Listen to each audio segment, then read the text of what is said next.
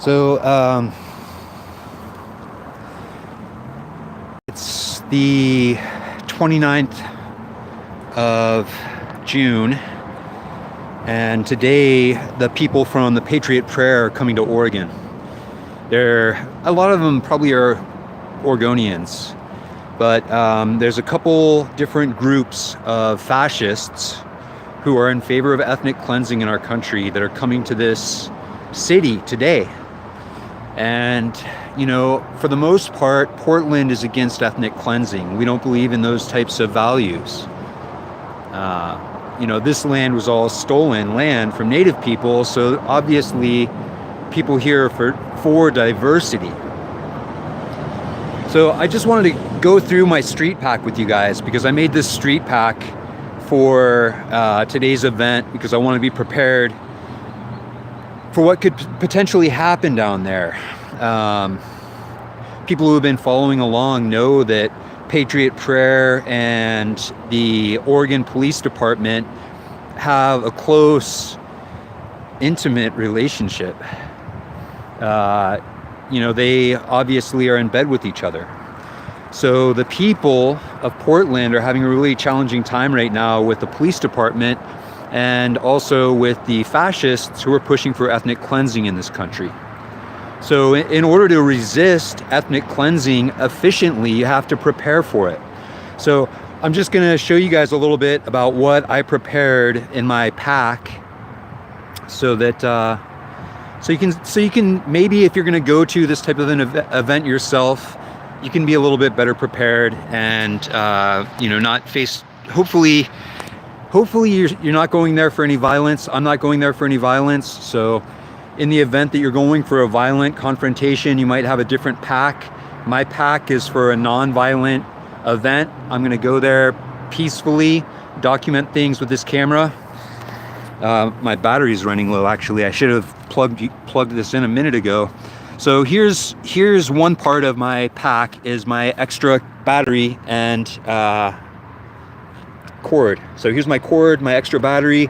There's a block in case I end up inside of a place. When you're at a protest, sometimes you end up inside of a place. So it's good to have backup electricity. There we go. You guys are plugged in. Okay. So have backup electricity when you show up at a protest. That way your device doesn't go dead if you're live streaming. Also, you can see here I have some safety equipment. You get hit in the head a lot if you're on the front lines. They'll shoot you in the head. They'll hit you in the head with a projectile or a stick.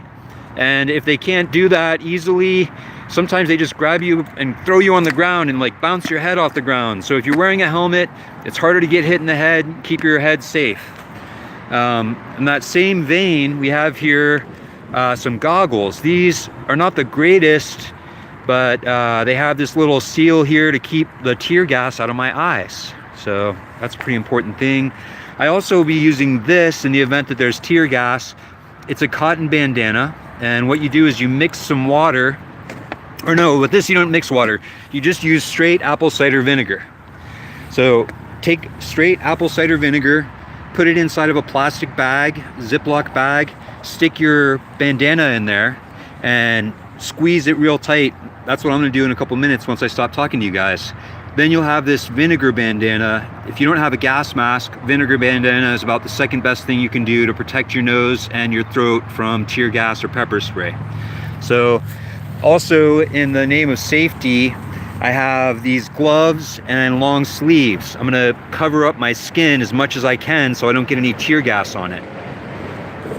I have other bandanas and other layers that I'm gonna be putting on also. The next thing is this water bottle. You take water and antacid, and you mix water and antacid 50-50 inside of a little bottle like this. And I'm gonna have 3 of those liquid antacid. So you use liquid antacid. You don't want any alcohol in it. You don't want it to be mentholated.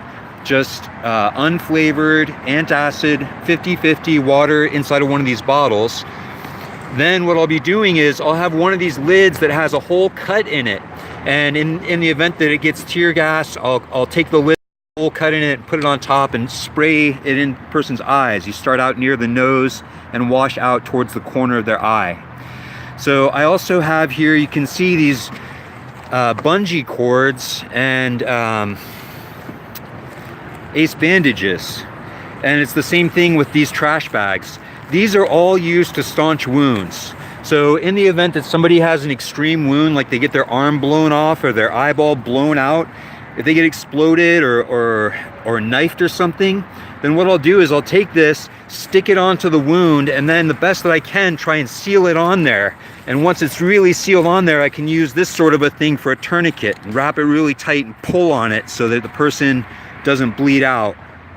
So there's a little bit of preparation, safety. You can see I have this bullhorn in case there's some sort of message that I'm trying to get out, like police are coming from this direction, or there's a safe escape from this direction, or whatever. There's also fluids. You really have to stay hydrated. In one of these situations, you sweat a whole lot. And these fluids have extra nutrients in them. They have vitamins, they have electrolytes. I'll be drinking a lot of water also. You absolutely have to stay hydrated when you're in one of these situations. Same thing, I'm gonna stop, get more snacks. You gotta have easy to eat, quick at hand snacks that you can grab. Now these are things that basically are for a person who's they've already been hit, they've already been hurt. It's arnica tablets, which is a homeopathic medicine. And then this is an arnica salve. So these are things that you can put onto a person once they've already been struck or shot. And then this is rescue remedy. So these are all just basic herbal medicines that a person can use to help after a situation has already occurred. Same thing, this tobacco, a cigarette can really help calm a person down. You know, you need comfort. A big part of surviving one of these situations is not panicking. So here we also have some more don't panic devices in case we find somebody who's in need of herbal medicine. So that's more or less what I have in my pack. This thing, I don't know if I'm gonna bring it or not, a reflective device. You can use it to defend yourself. It could be considered a weapon, but you know, I might bring this. The other thing that I have here is this walkie-talkie. It's so that I can listen in on any kind of radio chatter that's going on. If I had a Baofeng ahead of time, I would look up what the local emergency band is and try and see if I could snoop a little bit about what the fucking pigs are saying. I also have here some earplugs to put in my ears and protect myself from any kind of a loud noise, like if there's concussion grenades or sound cannon or just general overall loud noise. Anyways, I just want to give you guys an idea of what I put in my pack so that when I'm out there on the streets, I can be somewhat safe and hopefully not get hurt. And with all that said, I'm going to let you guys go. I hope you have a great rest of your day out there, and I'll talk with you again very soon.